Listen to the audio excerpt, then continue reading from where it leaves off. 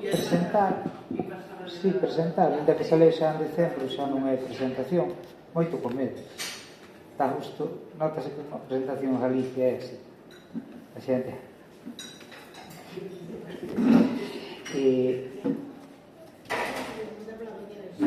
o libro titúlase Venecia abandonada. Ele sacou en decembro. Ele é Eduardo Pérez, amigo meu, poeta. Viña no coche cando viñamos para aquí de Santiago tendo unha conversa, chamaron a mí, entonces dixen, estou con Eduardo que vai presentar un libro, pero non vou decir nada do libro agora aquí para non matarlle a sorpresa despois. E o libro pareceume un moi bo libro de poesía, e iso é o que quería decir. Non o dixen ali porque o suspense de se vai dicir este libro non vale para nada, pois así xa se desfai a dúbida. Eu quería facerlle dúas preguntas a ele, nada máis. O fío da miña lectura, da miña segunda lectura do libro, no que vou recitar, se lle poden chamar versos, claro, porque ele xoga moito con como se parten. Habitualmente un verso vai aquí, marcas un salto de renglón e o seguinte vai abaixo, pero ele fai unha doble marca.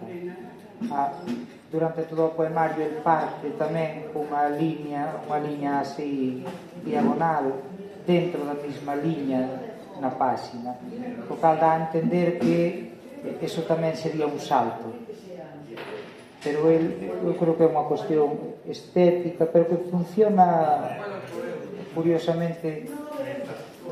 Isto é unha tontería, verdad?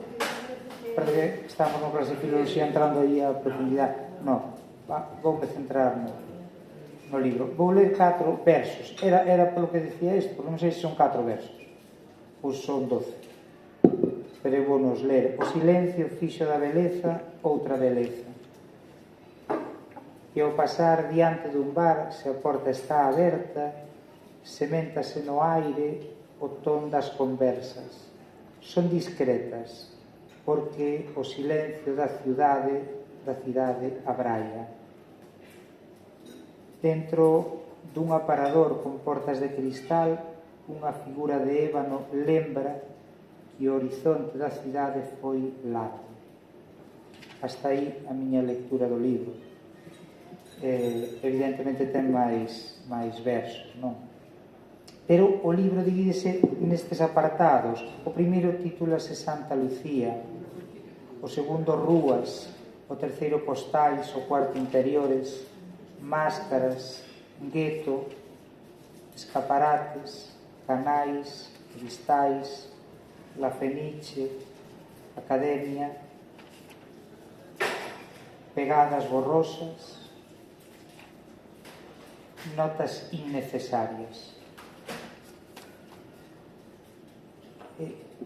Calquera dos que estades aquí podería facer a presentación deste libro sin lelo, porque no título aparece a palabra Venecia, pero aparece con minúscula. Esa é a miña dúbida, porque ele puxo Venecia con minúscula.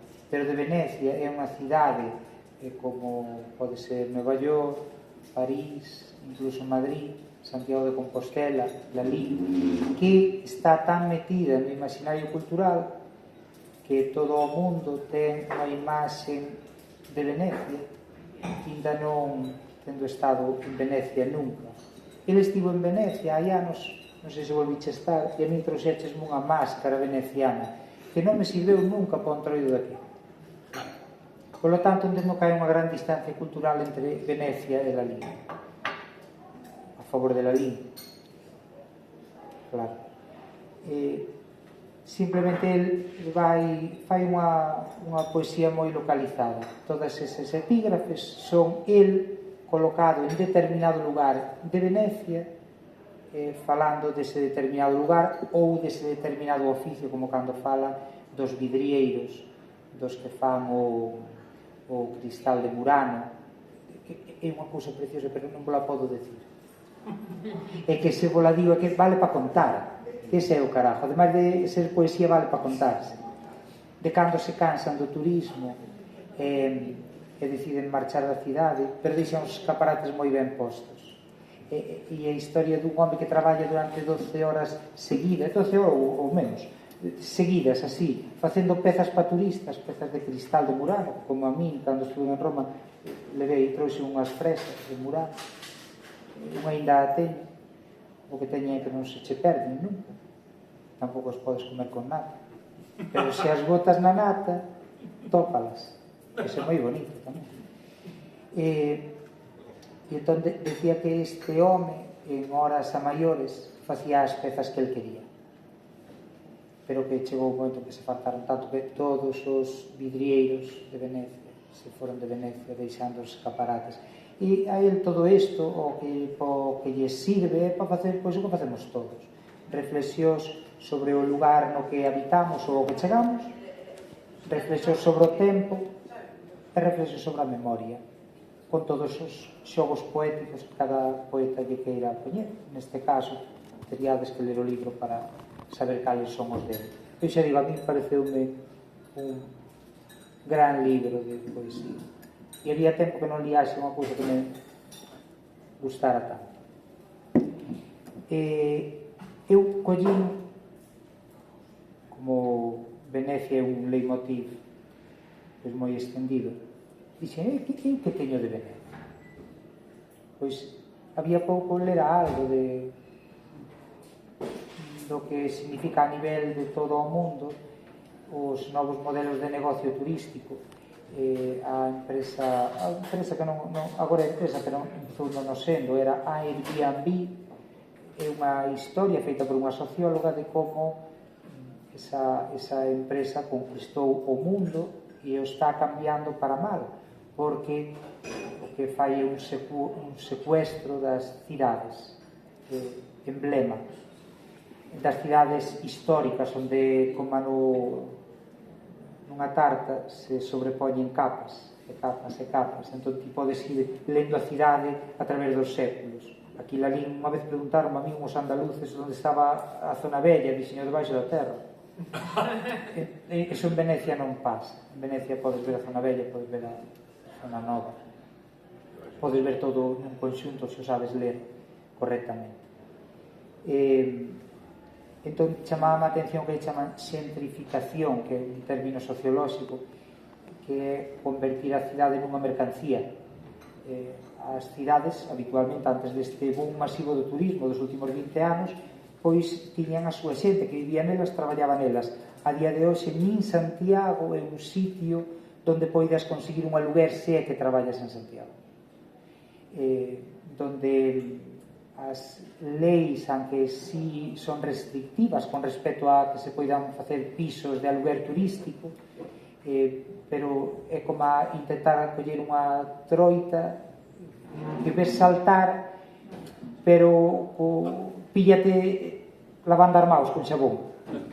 Entón quero la coller, pero escápache.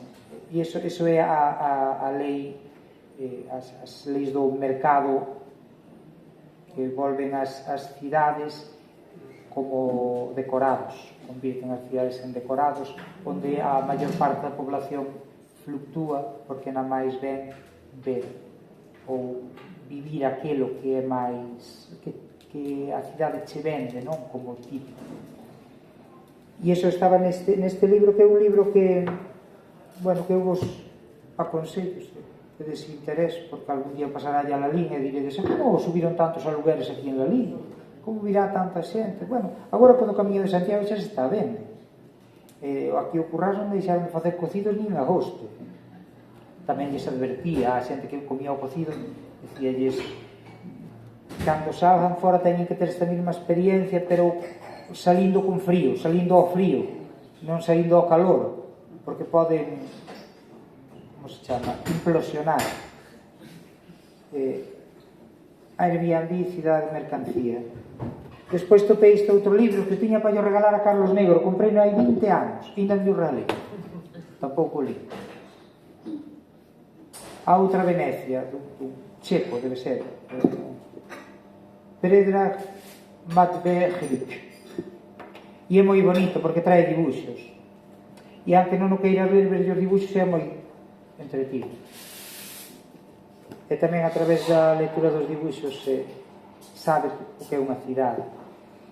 E despois este, que era por algo que viñemos falando no coche tamén, que do oficio de poeta non se vive, non se ganan cartos. Quer se presentar agora a premios, ele xa gañou 2 premios de poesía, pois por que chegue a máis sitios o libro, porque evidentemente non é difícil, sendo el a segunda persona, según ti, de Galicia, que máis recitais de presentación dos seus libros fai, ainda considera que non chegan a toda a xente que deberían chegar. Eu considero como ele, para mí pega máis risa. A mí dame eso moitísima no galla. E despois este que non ten nada que ver, pero me gustou moito porque o comprei hoxe e está moi ben. Creo que ben. Natalia Livinova, la nostalgia é un sello ardiente. Fala cousas moi bonitas, moi duras. Entón, eu quero só contar 3 cousas sobre a memoria e o tempo da memoria. Vou contar 3 historias e con isto voulle dar paso a él facéndolle unha pregunta. Unha primeira, única e última pregunta sobre este libro. O primeiro que quería contar, apunteino aquí, coñecedes aquí o Pazo de Montenegro, en Gate. Hai un rótulo aí moi bonito que en si é un poema, pon Hate Quintela Celemín. Pois en Hate hai un pazo que na entrada, no valado que o pecha, hai unha pedra negra cunha mau marcada así hacia dentro. Ese era un salvoconducto, se viña un escapado de presidio ou unha persona que escapaba de ir ao presidio, chegando ali, poñía a mau, se viñan os guardias, era como a xogar a casa, xa non te podían pillar. Collíate o señor da casa, pero pasabas a ser escravo desa casa e a vivir en condicións de escravitude. Que non levan agora Paco Rubia, e máis a muller María, que é restauradora de arte, Paco Rubia, que foi practicante e historiador, contoume a mí, eles dous son primos, a través de herdanzas, puderon adquirir ese pazo que foron reparando por estancias, moi pouquiño a pouco. E contaban que un día toparon nunha habitación, toparon un baúl cheo de roupa do século XVIII. E eles fan ceas así pos amigos ali na casa, con cubertería de prata. É moi bonito merendar ali. Entón, nunha cea, eles que parecen así tan serios son moi bromistas tamén, decidiron vestirse da xente que habitou ese pazo hai 2 séculos. Entón colleron a roupa esa e vestíronse con ela. Todos os días, no inverno, ás 9 da noite viña unha veciña que facía tamén de criada no pazo, traerlle unha caldeireta de leite o día seguinte, po almozo. Se entrades no pazo, entrades polo portalón, recorredes un camiño e ten un murallón onde está o escudo fendido e unha portada grande, que unha vez que entrades nesa portada, pasades po patio, que non é un patio moi grande, pero ten unha escaleira pisada de pedra, así que fai un L, e despois xa o corredor todo pisado en madeira de castiñeiro. Ao fondo, un cuarto, e meténdose pa aquí, digamos, entrando pola portada, sería a porta acristalada de frente, que ten uns visillos, co cal ves claridade, figuras, pero non ves a xente que está dentro nese momento, que é onde eles teñen o comedor. Chegou esa noite que eles se disfrazaran, a criada chamou á porta, como facía todas as noites, para que lle abriran e recolleran a caldeireta. E eles non se deron conta nese momento de que estaban todos vestidos de época. Nin a muller aquela sabía que había eses traxes. e cando lle abriron a porta sei que se cortou a caldeireta no leite, ou o leite na caldeireta.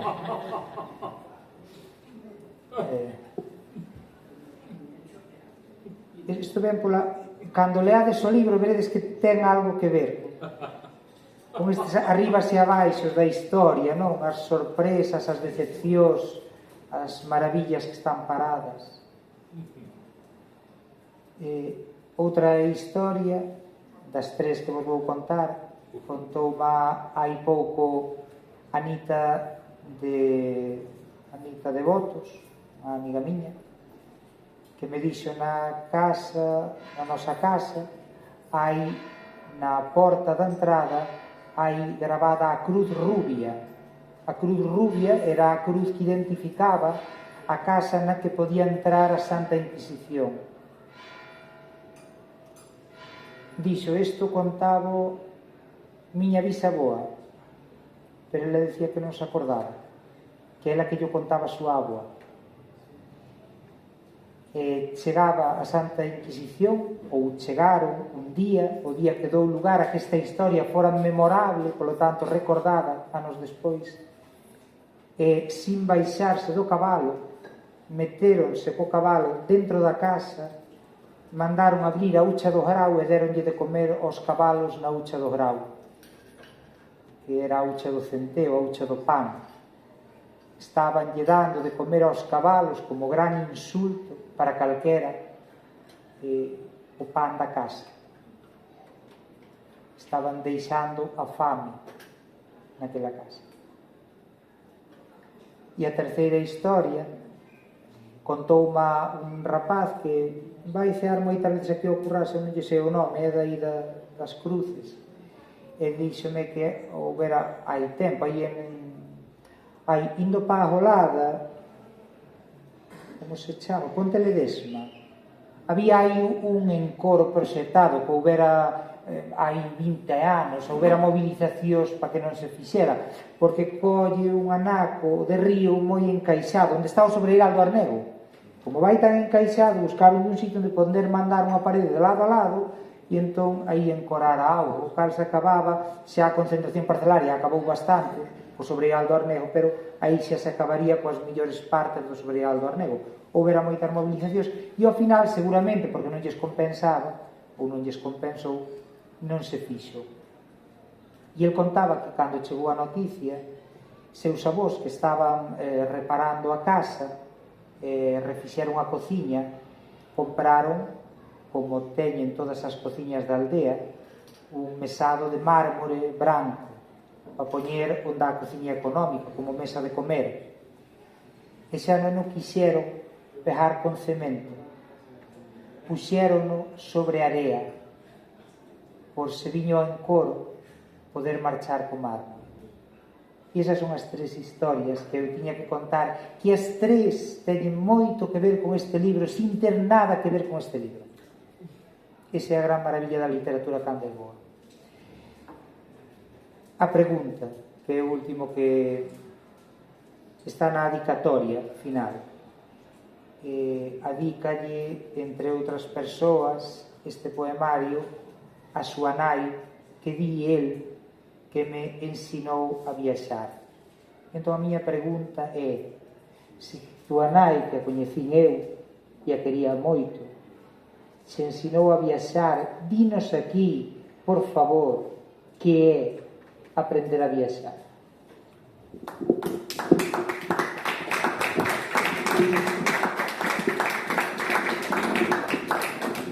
Wow, bueno, gracias. Primero gracias a ti, a vos por estar aquí. Arriba o máis, eu falo máis baixo. Vale, ok. É unha pregunta moi difícil porque miña nai non me dixo, non me sentou un día nun sitio e me dixo viaxar isto, faise así, non. Simplemente na miña casa nunca faltaba de nada, afortunadamente, pero nunca sobraba tampouco. E era porque na miña casa había as cousas que se necesitaban, pero non, por exemplo, non se compraban determinadas cousas no supermercado se non estaban de oferta, por exemplo, ¿no? Se estaban de oferta había, e se non, non había. Ou, pero por que era? Non porque non houvese cartos para comprar as cousas, sino porque se jardaban os cartos para viaxar. Dende que eu era pequeno, todos os anos marchábamos un mes de vacacións a un sitio. Todos os anos. Todos os anos da miña vida marchei un mes enteiro de vacacións a un sitio. Onde estuveches? Non, normalmente eran viaxes, eran viaxes familiares, éramos pequenos, entón moitas veces eran ao mesmo sitio, a sitios parecidos, viaxábamos moito en tenda de campaña. Estivemos moitas veces no sur de Brasil, sitios que se puidesen ir en coche.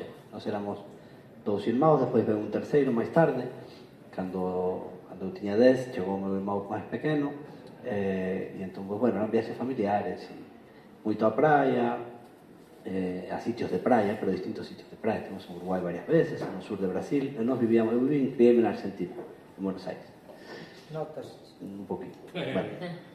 E entón, pois nada, era sempre... Ela non me enseñou. Despois, co tempo, eu marchei e despois coincidiunos de viaxar. A ver, o que me pasaba despois era que eu marchei, cando volvía a Buenos Aires, intentaba ir por un mes, porque ademais ir a Buenos Aires sempre é caro, e claro, ao final do mes sempre se me facía nada. Eu teño unha familia moi grande, a que quero moito, e moitos amigos tamén, e entón pasábame un mes en Buenos Aires facendo cousas, vendo xente, e eu non coñecía moito a Argentina, coñecía algo un poquinho, pero a Argentina é moi grande, e coñecela, bueno, o día de hoxe tampouco na coñezo moito, non? Pero eu quería coñecer a Argentina e non podía, porque eu non podía chegar a Buenos Aires e marcharme 15 días de viaxe e miña mãe mataba. Entón, o que empecé a facer un día foi programar viaxes con ela. Eu chegaba a Buenos Aires, estaba uns días ali, vía os meus tíos, os meus primos, algúns colegas, e a semana marchábamos e nos íbamos a algún sitio. E así coñecí un pouco máis. E ela enseñoume a viaxar, eu creo que o que máis aprendín dela é a camiñar moito cando viaxo. A ela e a min gustanos viaxar, nosas viaxes son urbanas, gustanos as cidades e o pueblos, o sitios que dan para, pero que teñen cidades onde a vives, non é tanto viaxes á natureza.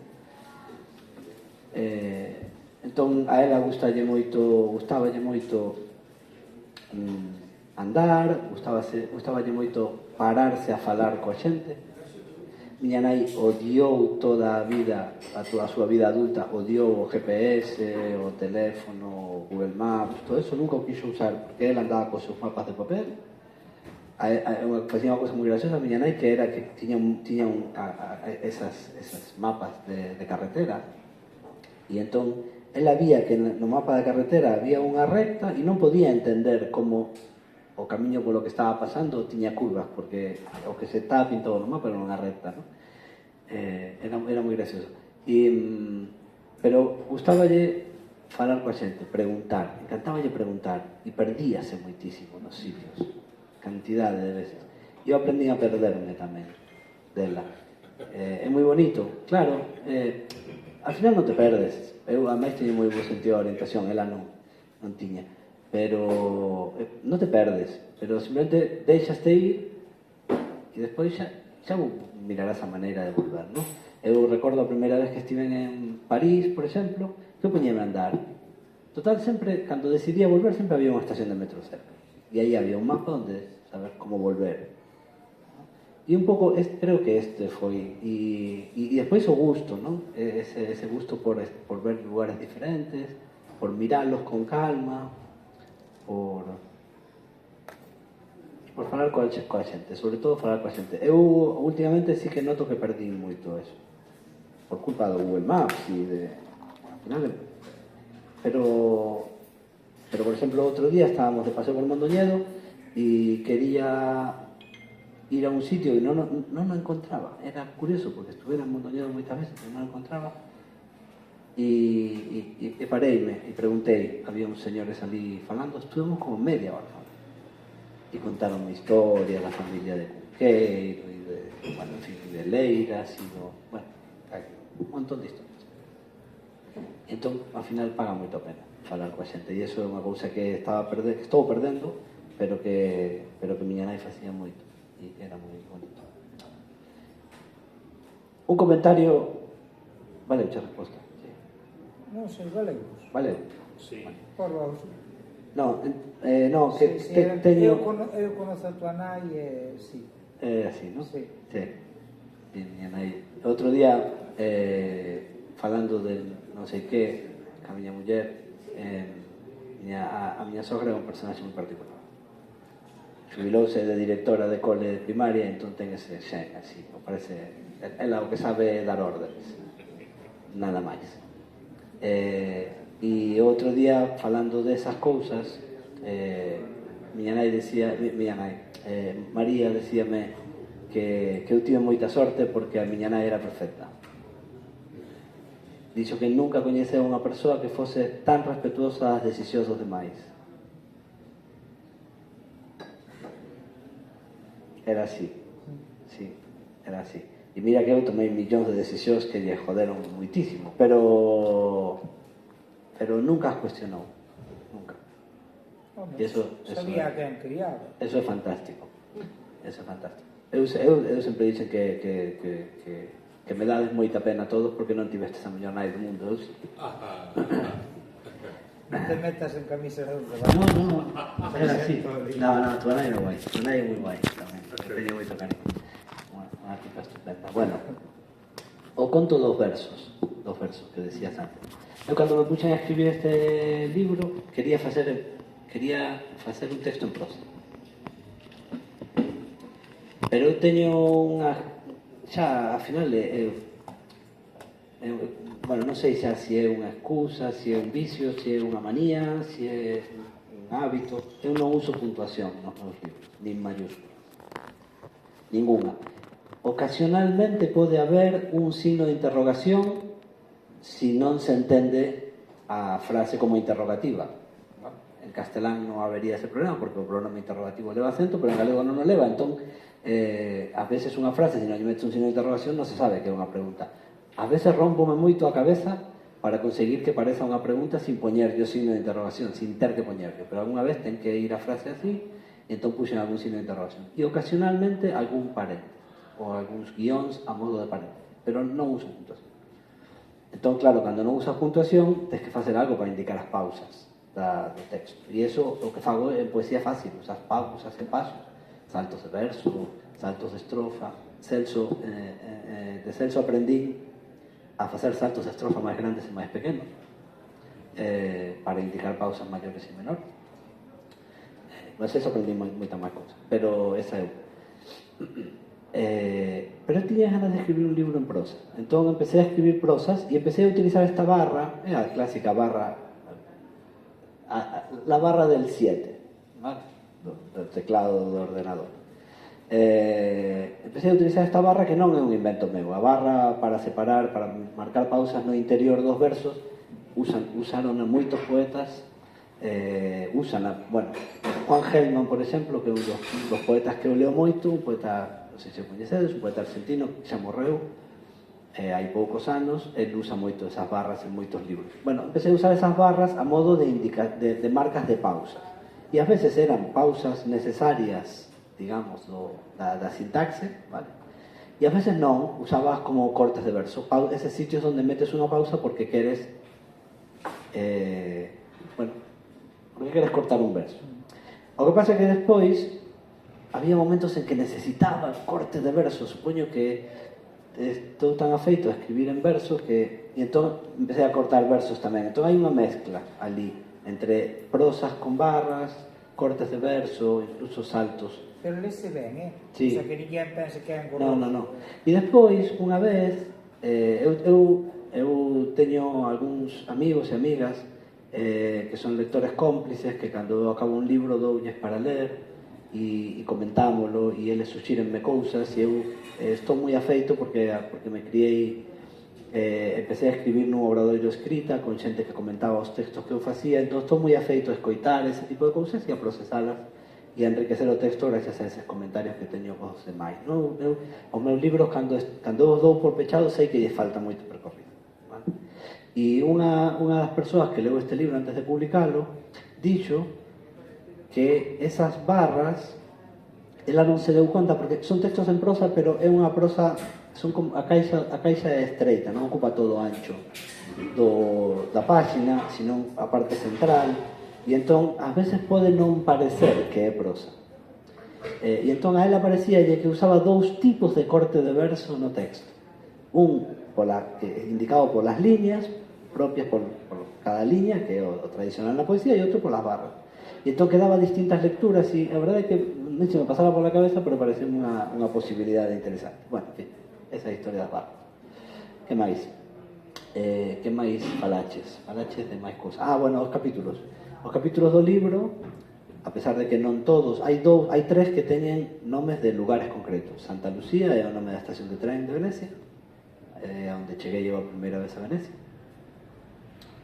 Eu fui a Venecia 3 veces, cada vez cheguei por unha vía distinta. A primeira foi en tren, a segunda cheguei en barco, dende o aeroporto, collei un barco, unha lancha, que é, digamos, a forma máis romántica de chegar a Venecia. É moi bonita, non é moi cómoda, pero non está mal, está ben. A mí gustou moito chegar en tren, igual porque foi a primeira vez.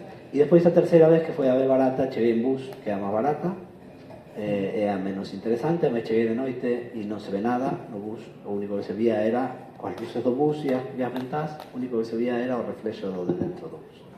Entón non se vía nada. Chegas ali ao sitio máis feo de Venecia, que é a praza non me acordo como se chama agora, que é a praza, o único sitio onde chegan coches en Venecia, que é a praza Dependencia, pero non me acordo como se chama, Piazzale Roma, chamase, Piazzale Roma. Ali chegan os buses, chegan os coches, se aparcan os coches, e de aí hai que andar ou coller vehículos pola auga, non?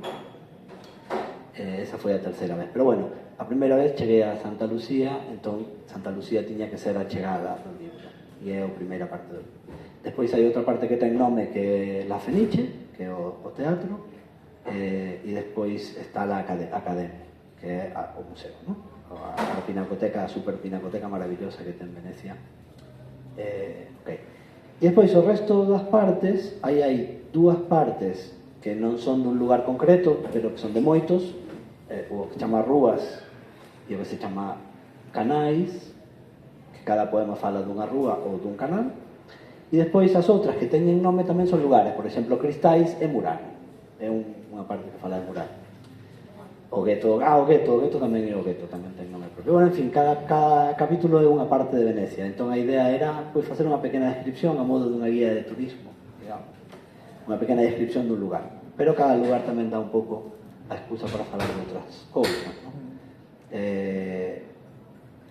É interesante, é raro, cando chegou a pandemia e empezamos a ver fotos de Venecia Baleira, este libro xa estaba escrito. Cando escribí este libro, nin se me pasou pola cabeza unha pandemia. Creo que a ninguén se lle pasou pola cabeza unha pandemia antes da pandemia, ¿no? A mí nin se me pasara pola cabeza unha pandemia, e eu, por que escribí este libro? Porque quería escribir sobre Venecia, e entón deime o gusto de escribir sobre a Venecia que máis queres ver cando estás en Venecia, que é unha Venecia sin xente, porque hai tanta xente en Venecia que cando chegas ali o que máis te apetecería é que non o vese ninguén, non? Entón imaginei unha Venecia baleira. Non se explica cal é o motivo de que Venecia estea abandonada. Dende logo na miña cabeza non había unha pandemia, pero sí sucede que se abandona. Hai mil razóns pola que pode ocurrir que algún día se abandone Venecia. Creo que o interese económico é tan grande que nunca se vai a abandonar, non? Como se teñen que poñer uns gatos debaixo para levantar a da auga ou algo así. Non van deixar que se afunda, nin van deixar que se baleire, creo que ni sequera a fin do turismo de masas vai a acabar con Venecia. Probablemente repoboe Venecia, non? Eso sí. Cando estive a última vez, que foi este ano, en xaneiro, aconsello vos moito ir a Venecia en xaneiro, cando menos turismo hai. febreiro xa non, porque en febreiro empeza, xa é mes de entroido, entón xa Venecia empeza a encherse outra vez, e ata decembro sigue habendo moitos restos do turismo de verano, non? E despois está o turismo das vacacións de Nadal. Pero en xaneiro non hai ninguén, hai pouca xente, non? E tiven sorte de poder estar en Venecia. Bueno, máis, ainda este xaneiro pasado había pandemia, entón había que andar con máscara pola rúa, había que con máscara en todos os sitios, non podía subirte a un bus sin máscara, había controis nos bus, entraba a xente a controlar que a xente estuvese con máscara posta, en fin, había controis. E entón non había turismo, sobre todo por semana. Despois a fin de semana, sí, pero eran italianos, fundamentalmente.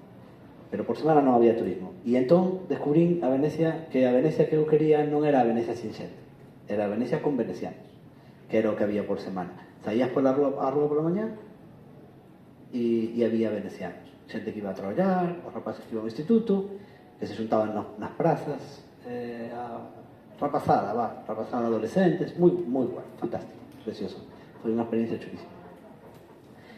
Bueno, en fin, e entón deume para falar desas cousas de que comentaba Celso, ¿no? De por que abandonamos un lugar, ou que sucede cando abandonamos, non por qué, pero que sucede cando abandonamos un lugar. A mí me parecía moi desacougante imaginarme, por exemplo, que hai que abandonar Venecia pola razón que sexa. Que pasa cun museo como a Academia, que ten toda esa cantidade maravillosa de pintura, ¿no?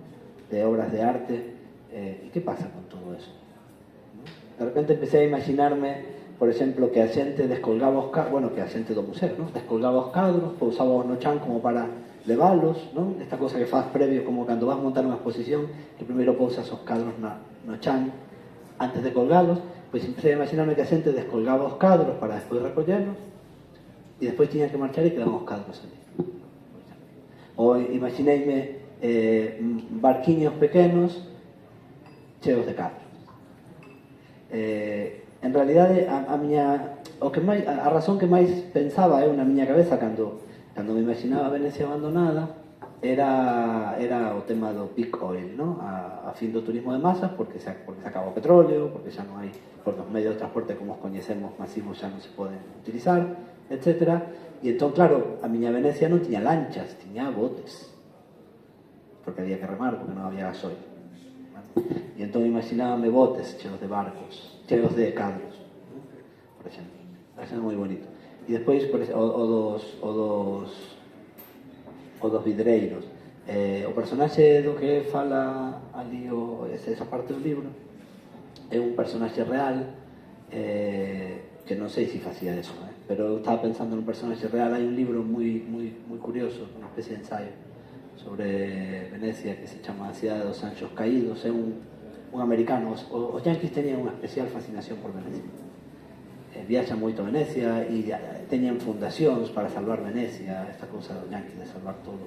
E este é un yanqui que fala de Venecia e fala tamén da fundación Venecia que existe e a relación que a fundación ten cos venecianos e coa sociedade veneciana. É moi interesante o libro. E hai un capítulo inteiro, ao inicio do libro, sucede na casa dun vidreiro, pero non recordo o nome, pero un día paseando na miña segunda viaxe, paseando por Murano, por o cemiterio de Murano, encontrei a tumba do señor, que era un vidreiro moi famoso. E el vivía en Venecia, non en Murano traballaba, vivía en Venecia, e vivía xusto á volta da Fenice. E empeza o relato do libro o día que se incendia a Fenice por última vez. Por última vez que se incendiou a Fenice foi non hai moito, non sei, pero foi no século XX a mediados. Creo que foi o segundo incendio da Fenice. O sea, a Fenice tal como a coñecemos, esta é outra cosa que me parecía moi interesante. Fenice tal como a vemos agora, que é un teatro antigo, parece un teatro antigo, pero en realidad non é. É unha reproducción dos teatros anteriores que houve ali, porque xa se incendiou íntegramente 2 veces. Entón, eso me parecía un tema moi interesante, ¿no? O tema de que significa volver a construir un edificio exactamente igual que outro que houve antes, como se quixeses parecer bello, pero en realidad non é bello. Pero a Fenice sí que parece bella, non dá esa sensación. de copia moderna. É curioso. Fixeron ben, pero é raro ao mesmo tempo, porque sabes que non é bello, sabes que é un edificio que ten menos anos que a casa onde vives. Entón é curioso, é raro. E aí empeza ese libro, que é un dos libros moi bonitos, que li moitos libros sobre Venecia. Antes da miña segunda viaxe li todo o que se me pasou por diante e o que non e o que puiden encontrar. E hai un libro do que falo aí no final, aunque fago referencia ali no final, nesas notas innecesarias. Hai un libro de Brodsky. Joseph Brodsky era un poeta ruso que viviu moitos anos en Venecia e morreu ali, está enterrado en Venecia. E el ten un libro que se chama Ruido de Auga, creo, sempre me olvido o título do libro, bueno, non importa. É o libro de Brodsky sobre Venecia, todo mundo, calquera lado encontrades. E eu non conseguía ese libro por ningún lado. Cando fixen a segunda viaxe e quería ler todo sobre o que houvese sobre Venecia antes de ir, porque despois cando estou no sitio non me gusta andar con guías, gustame ler antes e despois ir encontrándome coas cousas, non? E non conseguí ese libro. E escribí este libro despois desa segunda viaxe sin ter conseguido o libro de Brodsky. E cando o libro xa estaba escrito, conseguí o libro de Brodsky, el hino.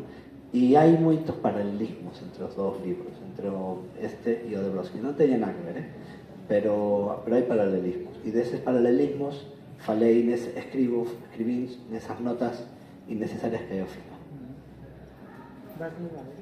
Sí, salvo que irades preguntar cousas, porque como é unha conversa. Mencionaste que no carnaval que é obrigatorio ir con máscara. Non, eu non dixen tal. Non. Perdona que non te... Non, contou o Celso que eu lle regalei unha máscara veneciana. No, pero falaches algo de que no carnaval, que si había... Do entroido que falei foi que en xaneiro podes ir a Venecia, porque hai pouca xente. En febreiro, como xa é mes de entroido, xa empeza a ir turismo outra vez. Entón xa non me interesa tanto. Eu creo que é pola máscara da pandemia. Máscara da pandemia. Había que ir con máscara por mascarillas. No, con máscara... Esa máscara. No. En xaneiro había que andar con máscara porque había pandemia. Claro, porque había pandemia. Entendido, gracias. Nada. Mais, queredes preguntar algo? Queredes conversar algo? Queredes decir algo? Coñecedes Venecia?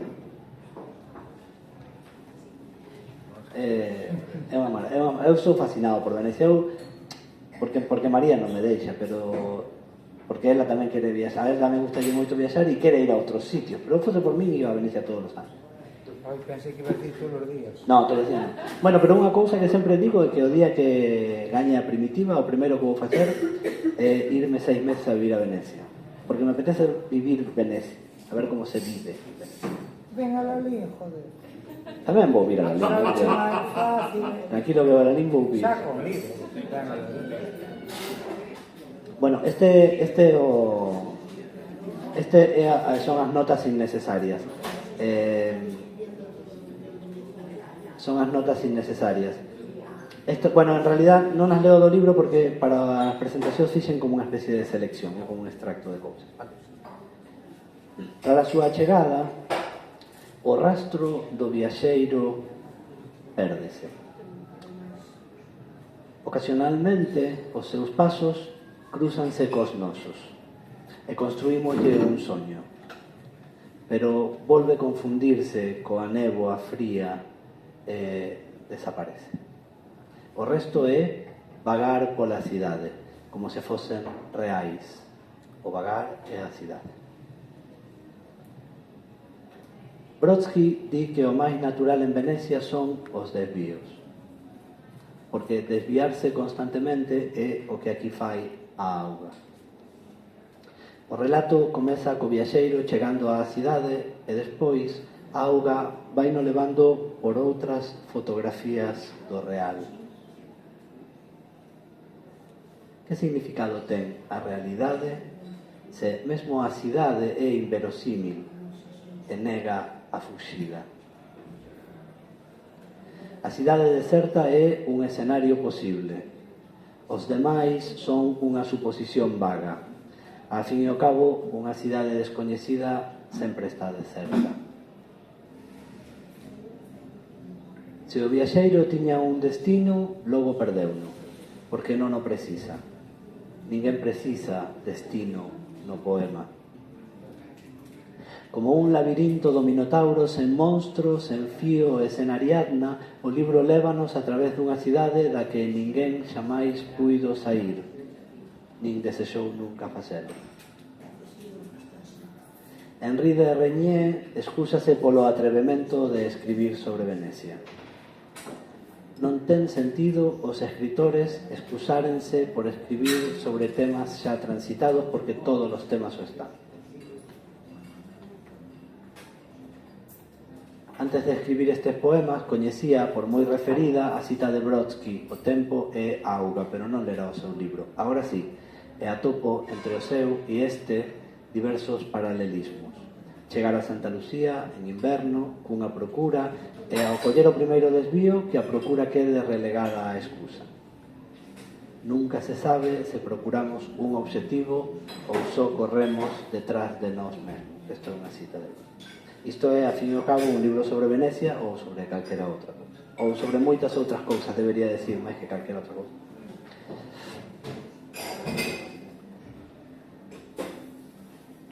Vale, leo vos o inicio, xa que lín o final. Este é un fragmento de... Bueno, máis ou menos é un fragmento da parte esta que se chama Santa Lucía. Santa Lucía.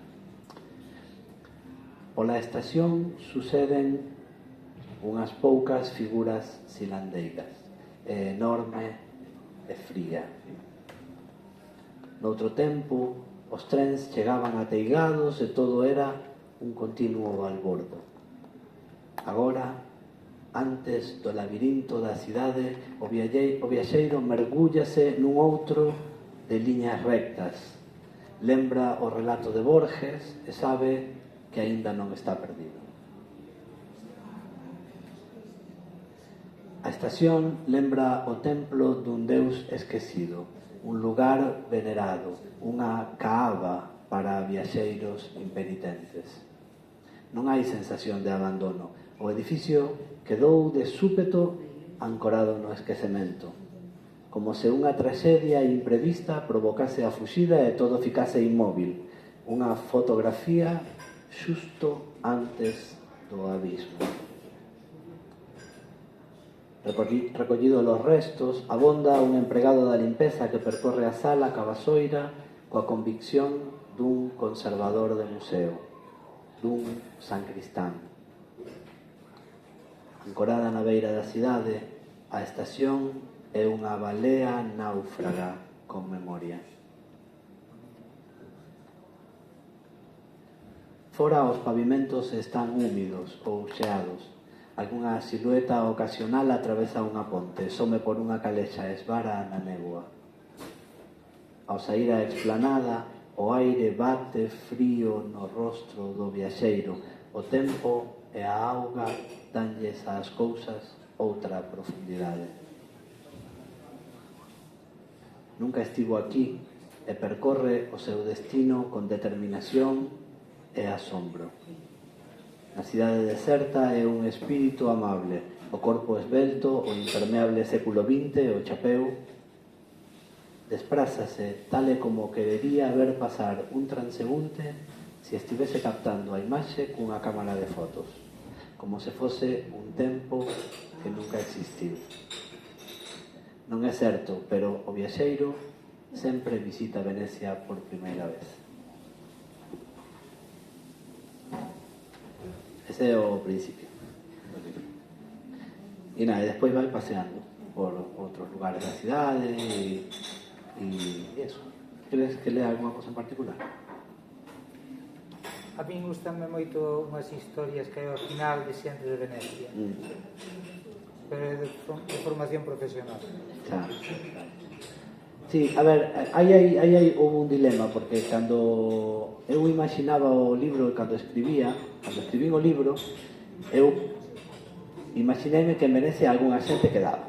De feito, aquí aparece, no primeiro poema, aparece unha silueta que se ve de longe e desaparece.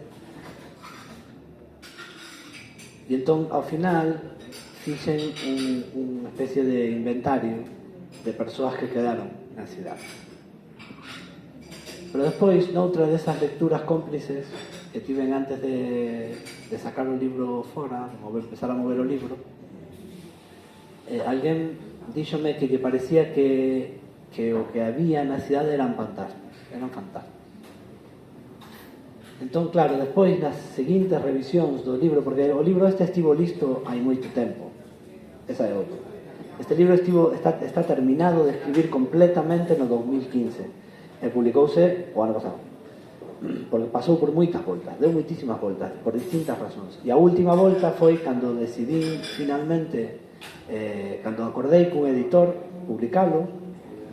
A última de todas as voltas que deu foi que veo a pandemia, e entón postergamos a publicación durante anos ata que vimos que non só que pasaba a pandemia un pouco, sino que se podía empezar a facer presentacións e xuntarse con xente, e non tiña sentido, parecíame que non tiña sentido publicar o libro e non poder presentarlo. A mí gustame moito isto de ir co libro por aí.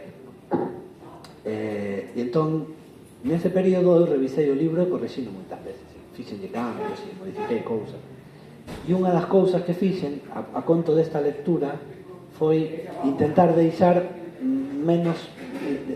máis imprecisión sobre si esas personaxes que aparecen no libro son reais ou non, digamos.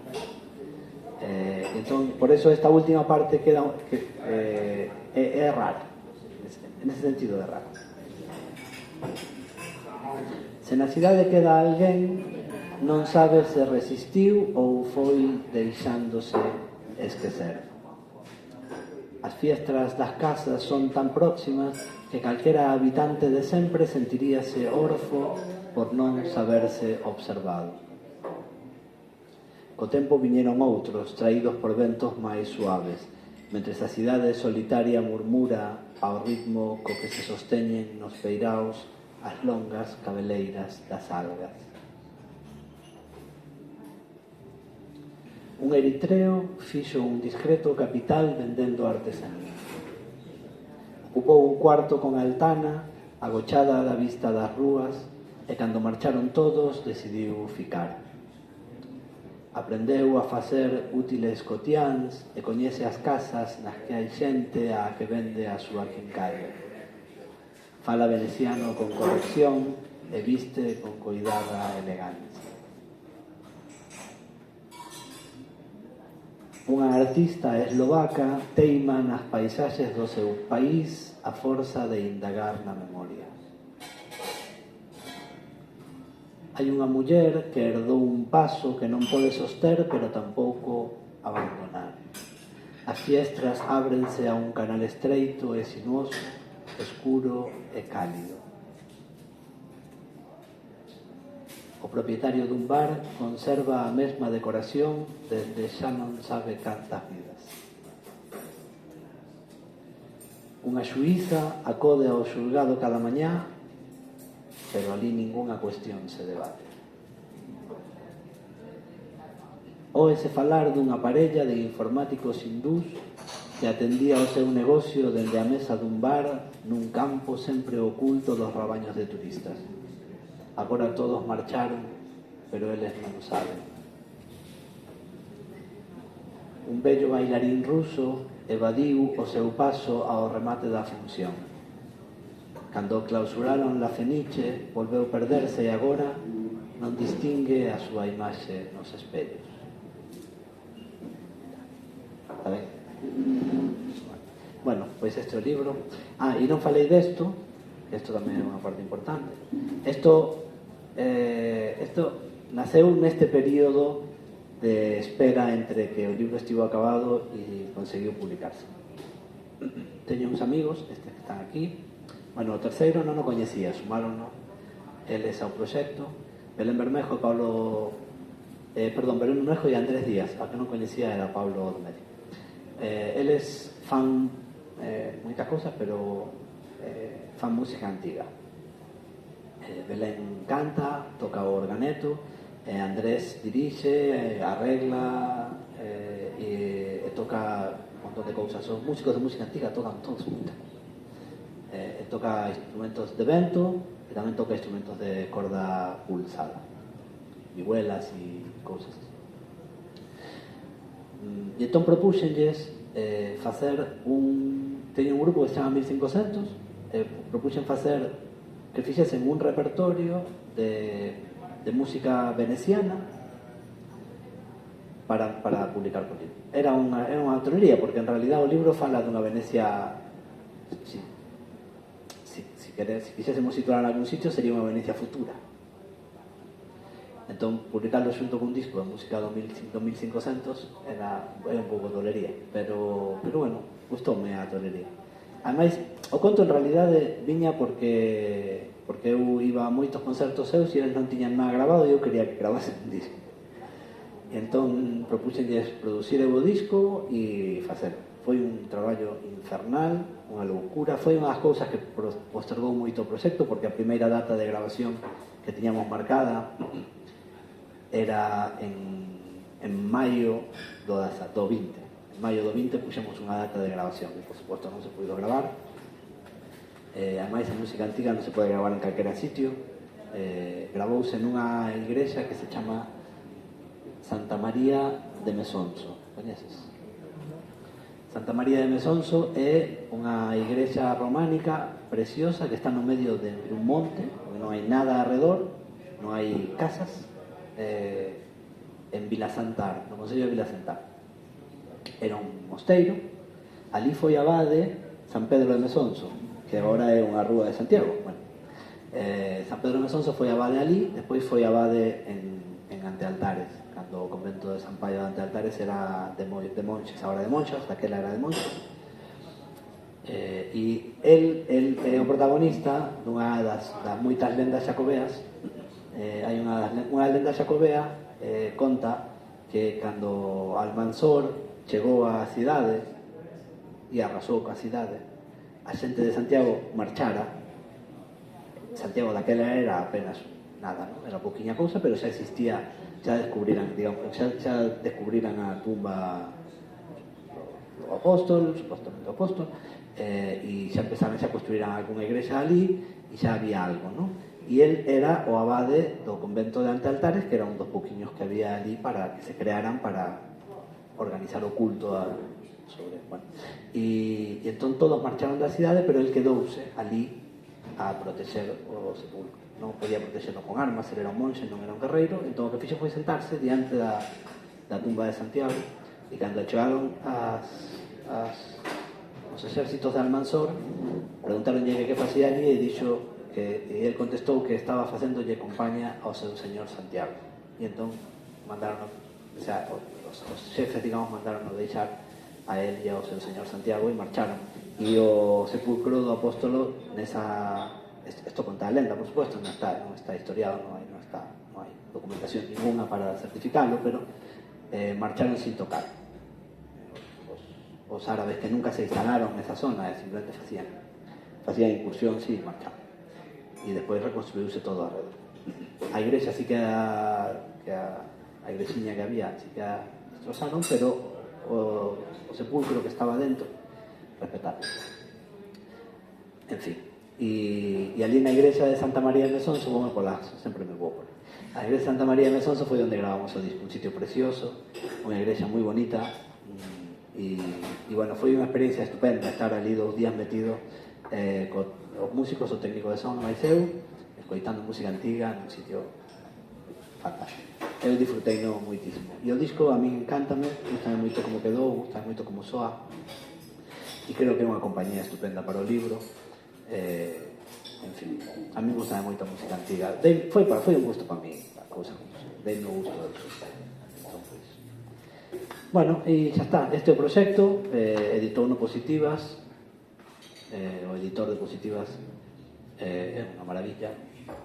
Eu, por sorte ou por desgracia, editei en moitas editoras en Galicia, non digo todas, pero moitas, moitísimas, e Positivas é onde sempre me trataron mellor. Positivas é un sitio estupendo,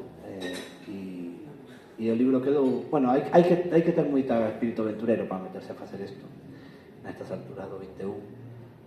Pero bueno, Paco Macías é así e eu sempre yo agradezo moito. E nada máis.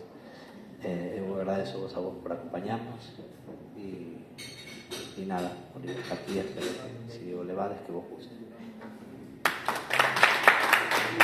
Este tiene que ser máis unha conversa.